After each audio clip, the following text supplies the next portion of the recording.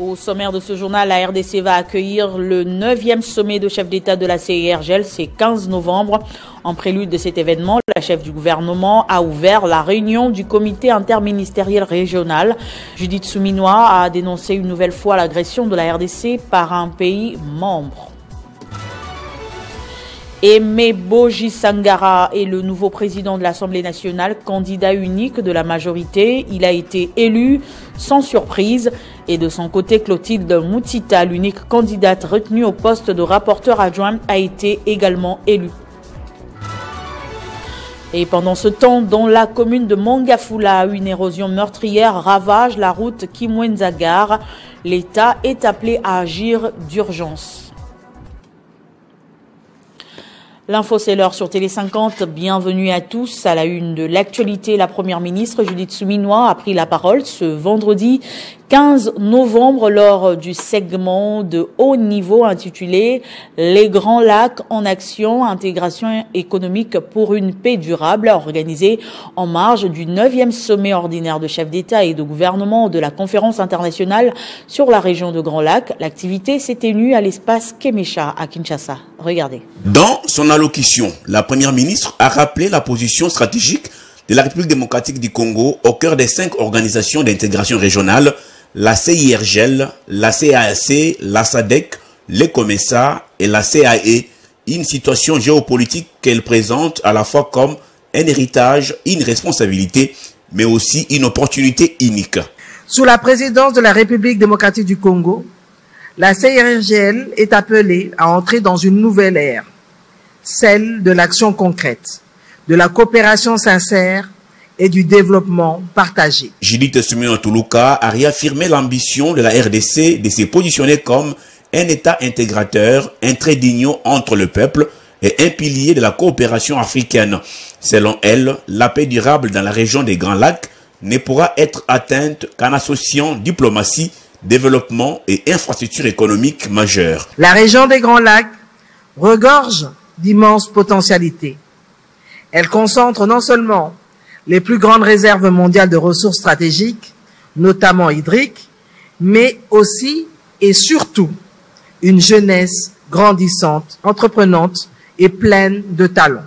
La chef du gouvernement a mis en avant 3 projets principaux que la RDC promet sous sa présidence de la CIRGL, les corridors de Lobito reliant les zones minières de la RDC à l'océan Atlantique, en partenariat avec l'Angola et la Zambie, le projet ferroviaire Tanzanie-Burundi-RDC ouvrant un accès stratégique à l'océan Indien, les projets routiers RDC-Ouganda destinés à transformer les frontières en espace de commerce et de stabilité.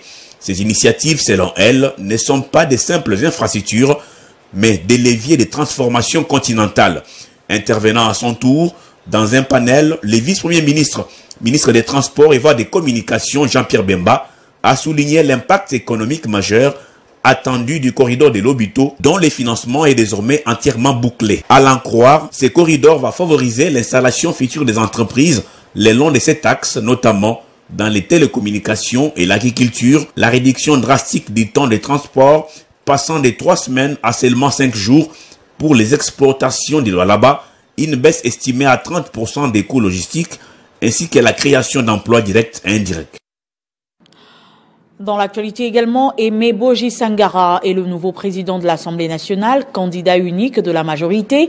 Il a été élu sans surprise par 413 députés nationaux. À son nouveau poste, Aimé Boji devra finaliser la session budgétaire et conduire les réformes institutionnelles annoncées en début de législature. Au cours de la même plénière, Clotilde Moutita, l'unique candidate retenue au poste de rapporteur adjoint, a également été élue.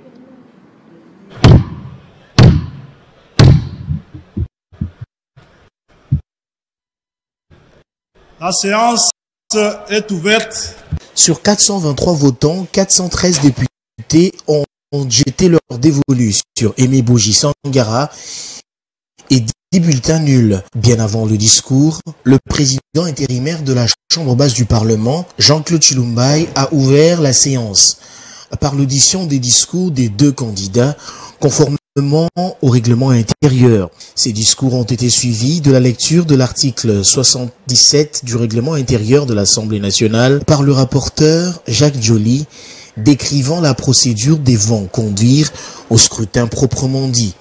Prenant la parole, le nouveau speaker de la Chambre basse du Parlement, Aimé Boji Sangara, a de prime abord rendu hommage au chef de l'État, Félix Antoine Tshisekedi Tshilombo, et autorité de référence de l'Union sacrée pour le dévolu jeté sur sa personne afin d'occuper la tête de cette deuxième institution du pays.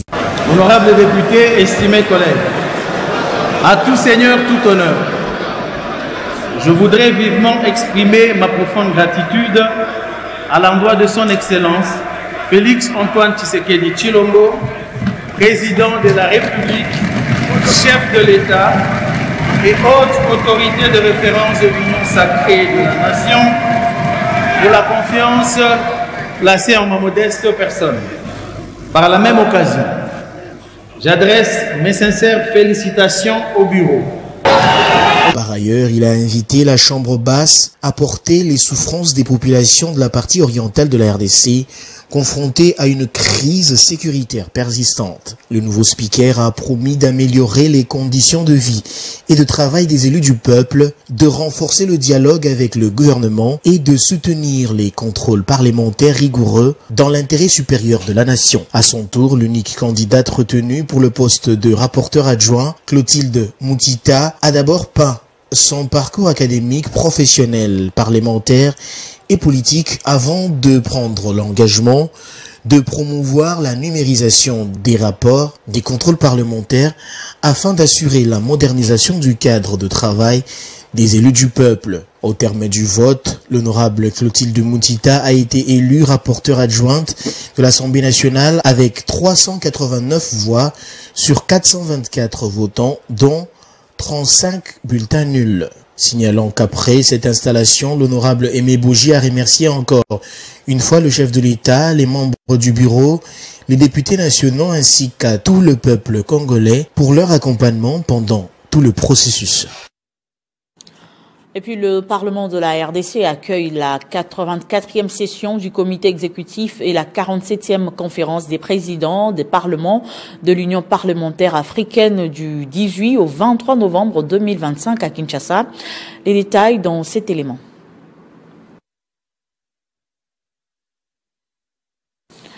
Financement de l'entrepreneuriat congolais. C'est une bonne nouvelle pour les 4 lauréats du Forum de l'innovation des jeunes entrepreneurs congolais tenu la semaine dernière au centre Wallonie-Bruxelles. Ils recevront un appui financier de Maître Joseph Kazibaziba Maombi, vice-président national de la FEC et directeur général de DRC Gold Trading SA.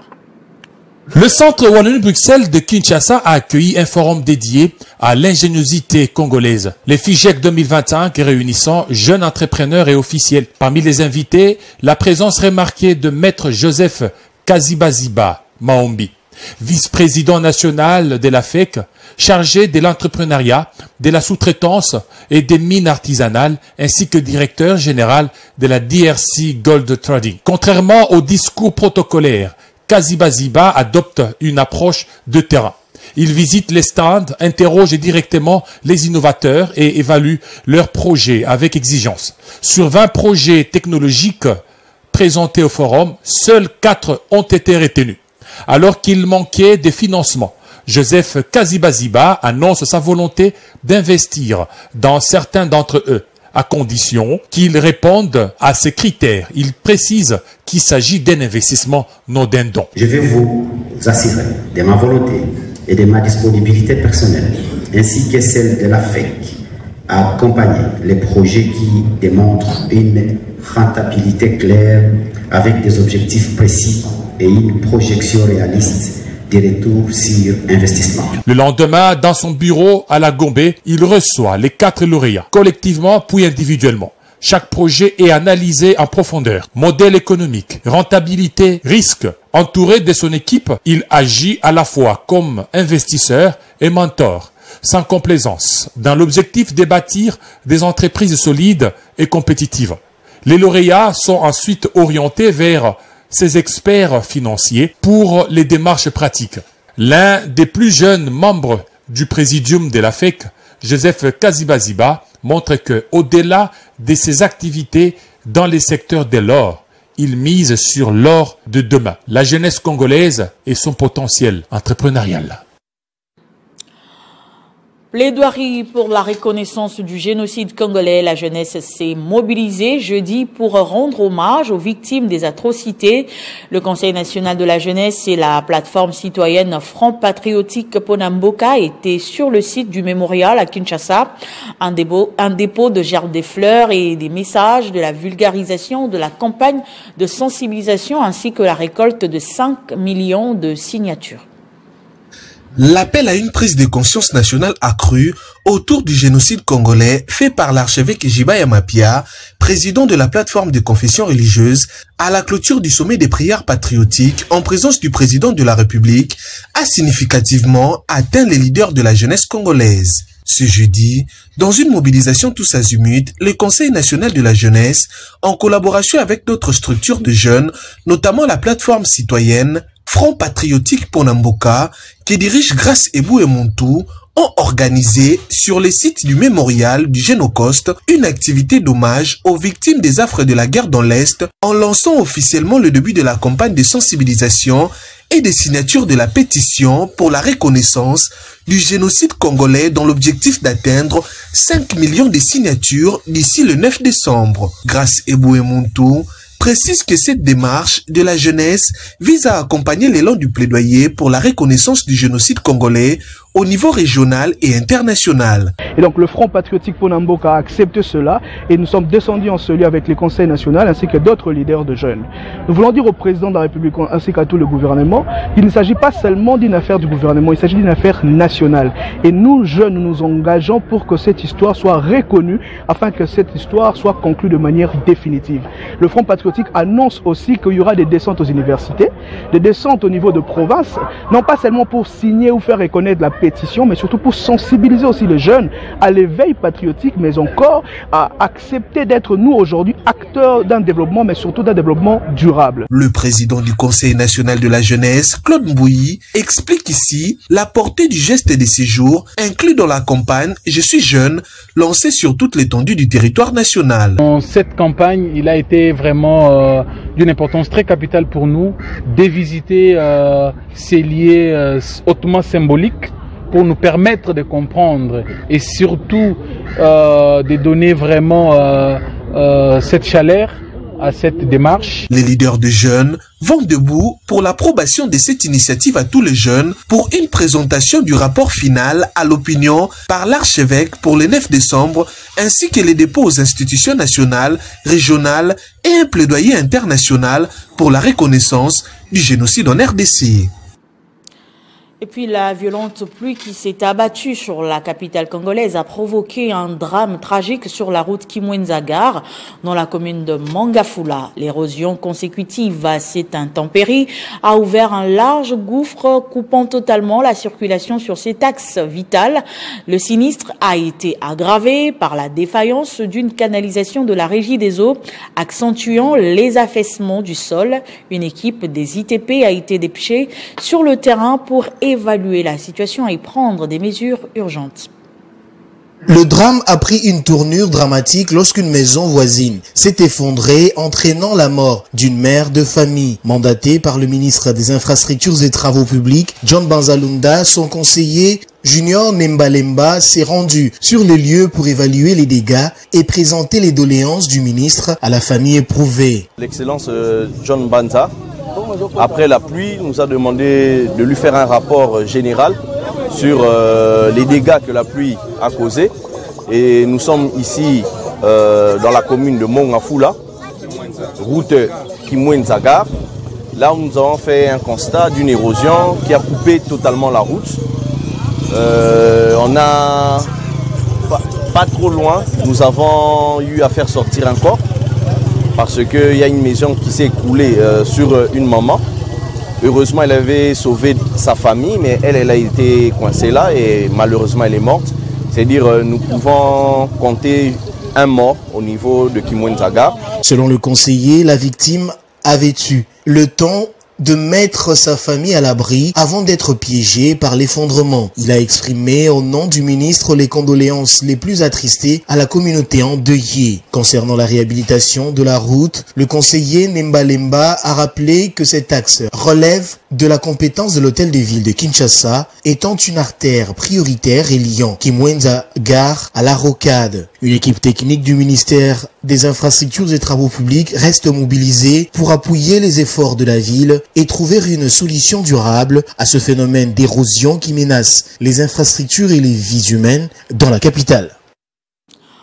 En Ituri, dans le cadre des opérations militaires menées dans le territoire de Djougou, les forces armées de la République démocratique du Congo annoncent avoir récupéré plus de 12 armes de type AK-47, accompagnées de 1495 munitions et de 37 chargeurs, dont plusieurs vides.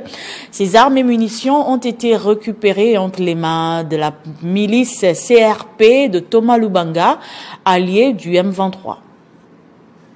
Nous félicitons les forces armées de la République démocratique du Congo. En même temps, nous encourageons nos vaillants militaires au nom du commandant des opérations et gouverneur, le lieutenant-général Luboya Kashamadjoni, tout d'abord d'avoir conquis lors des opérations contre la CRP de Thomas Lubanga allié du M23, qui sont à débandade au bord du littoral du lac Albert, dont à Nyamamba, mais plus précisément à Di, où nos hommes ont conquis cette position de la milice CRP de Thomas Lubanga. Pour le moment, nos hommes sont sur place, nous sommes en train de consolider et coup de chapeau aux vaillants militaires des forces armées de la République démocratique du Congo. Ça, c'était la toute première information. On tenait à informer à la population que la situation est maîtrisée et les forces armées poursuivent l'ennemi. Et d'ailleurs, aujourd'hui, là, il y a encore une chance. Il s'agit des soi-disant chefs d'état-major de la milice CRP, Justin Lobo, qui est déplimé de toute sa force. Alors, il cherche où se cacher. Nous allons toujours vous avoir. Quoi qu'il en soit, quoi qu'il en coûte, on va t'avoir. De D, les forces armées de la République démocratique du Congo, suite à la pression militaire qui exerce ces derniers temps sur cette milice, la CRP, qui n'ont ni moyens ni capacité de combattre devant les forces armées, a plutôt aujourd'hui, beaucoup se sont rendus. Donc les forces armées ont récupéré 12 armes de type AK-47, plus 1495 munitions de guerre, et ces gens se sont rendus au FARDC pour sauver leur peau. C'est tout à fait normal. Lorsque l'état-major est en débandade, lorsque leur caisse de résonance est dépourvue de sens, nous avons désorganisé ces mouvements et alors le poulain peuvent que se rendre aux forces armées. Et donc voilà, les miliciens se sont rendus aujourd'hui à Plito, vers la zone minière, avec 12 armes. Nous sommes dans une série de redditions massives des miliciens CRP en provenance de Nyamamba ou partout où ils se cachent. Le Fonds de promotion de l'industrie et le PNUD noue une alliance pour financer les petites et moyennes entreprises et les petites et moyennes industries. Le représentant résident du PNUD en RDC, Damien Mama, a rencontré le directeur général du Fonds de promotion de l'industrie, Hervé Claude Toumba, pour accélérer la mise en œuvre du partenariat signé récemment entre les parties. Le FPI et le PNUD, deux institutions de financement et de développement, avaient conclu il y a peu un protocole de collaboration pour soutenir les petites et moyennes entreprises ainsi que les industries de petite taille qui n'ont pas accès au financement à travers les systèmes classiques et rigides. Les deux institutions travailleront ensemble pour soutenir les secteurs productifs des unités de transformation, les chaînes de valeur agricoles, minières et la création des emplois dans plusieurs provinces. Pour les deux hommes, l'inclusion financière passe par telle initiative.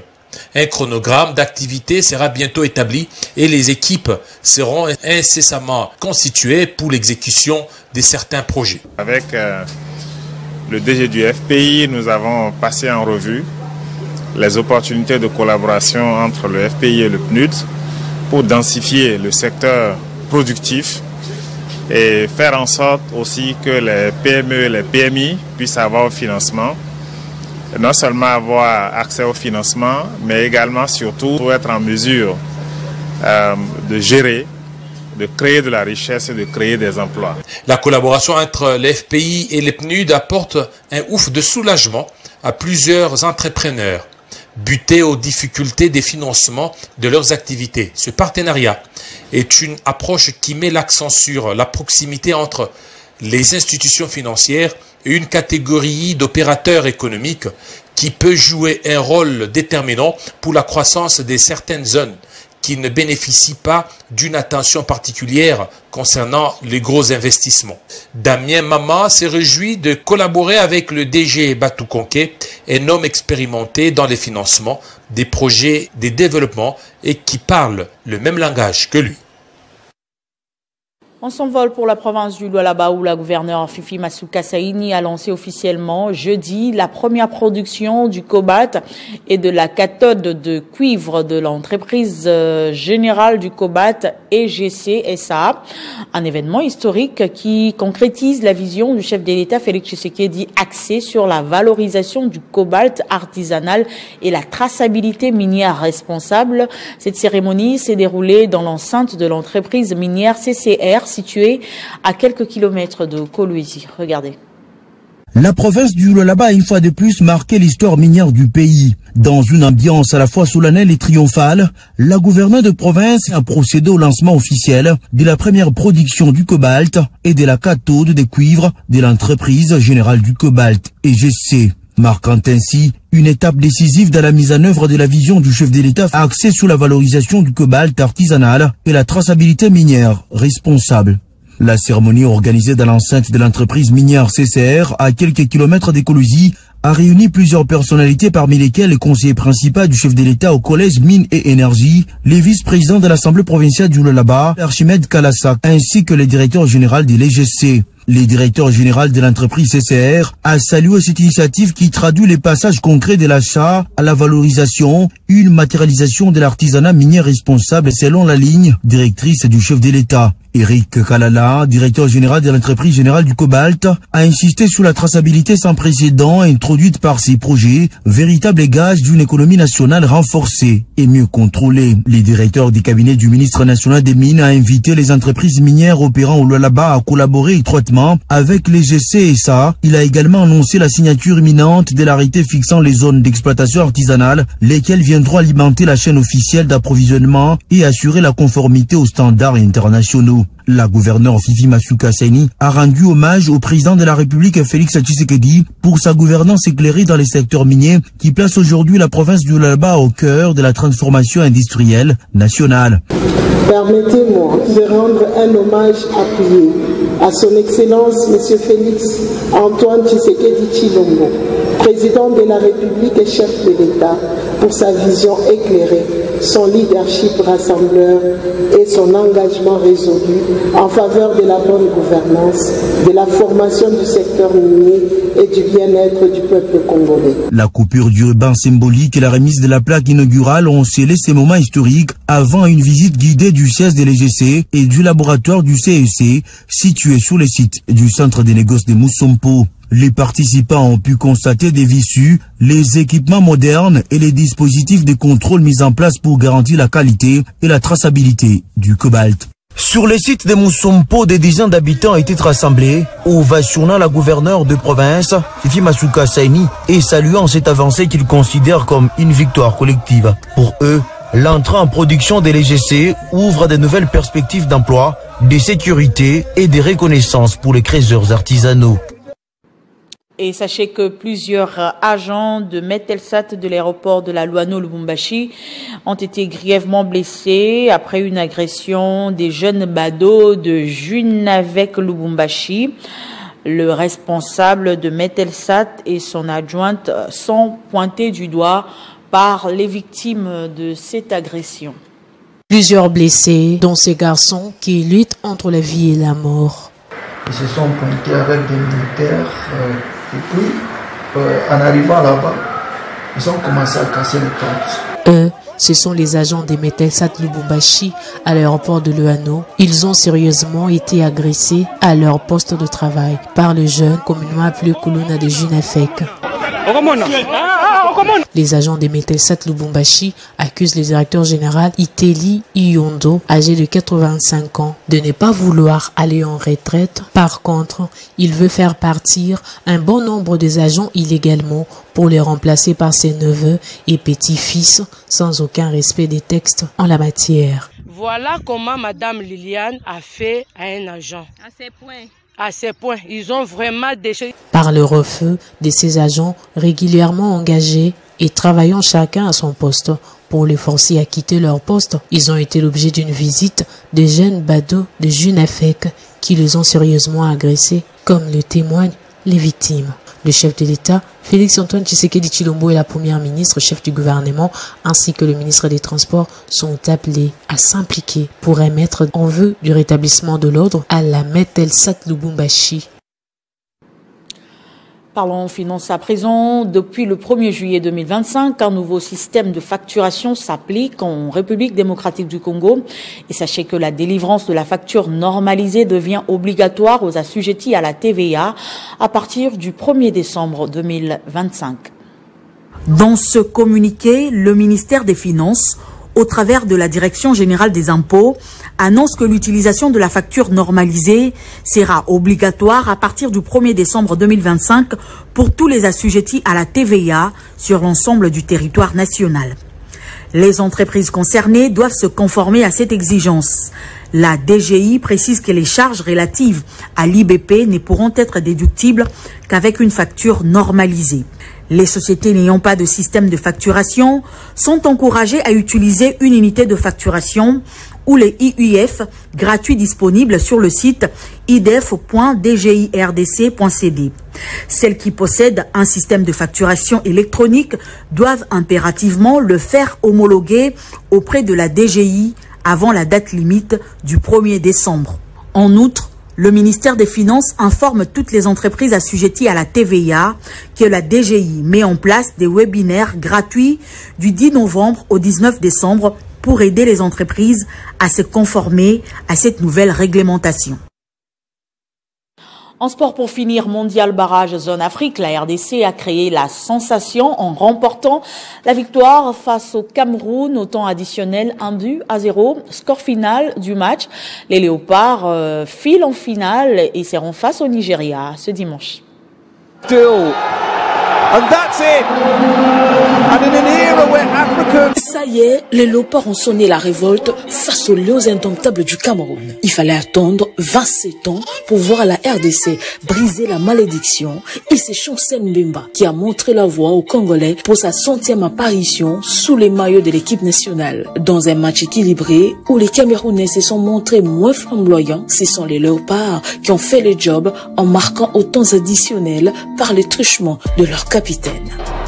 Not a bad delivery either, and it's in, and it's the captain, Chancellor Mbemba. Le plus important était d'écarter le Cameroun, un des adversaires costauds de ces barrages, et le rendez-vous est pris pour les dimanches face au Nigeria. To make it back to the World Cup for the first time since their debut, 50 odd years ago.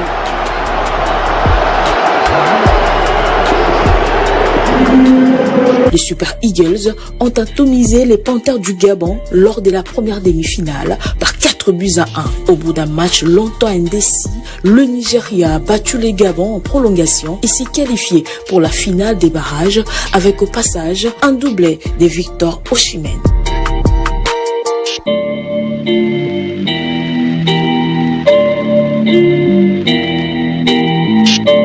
Pour l'Afrique, tout va se décider ce dimanche à l'issue de cette finale Nigeria-RDC. Le vainqueur africain va rencontrer le vainqueur de l'Asie et le meilleur sera qualifié pour la Coupe du Monde Canada, États-Unis, Mexique.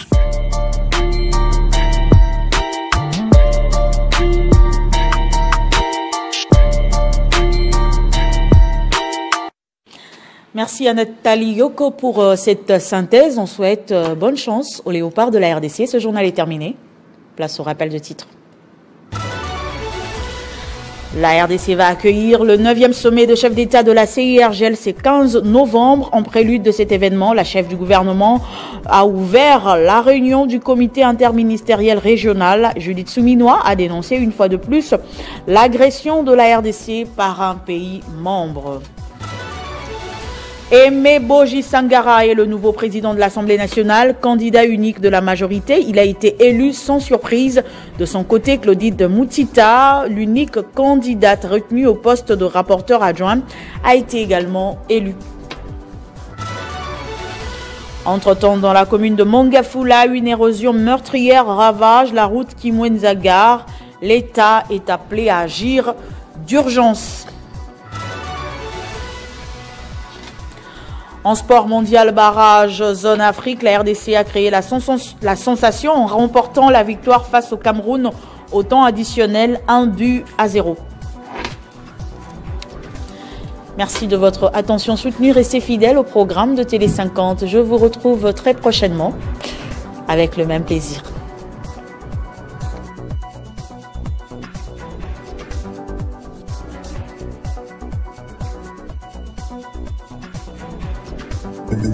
Retrouvez toute l'actualité en continu sur www.tele50.cb.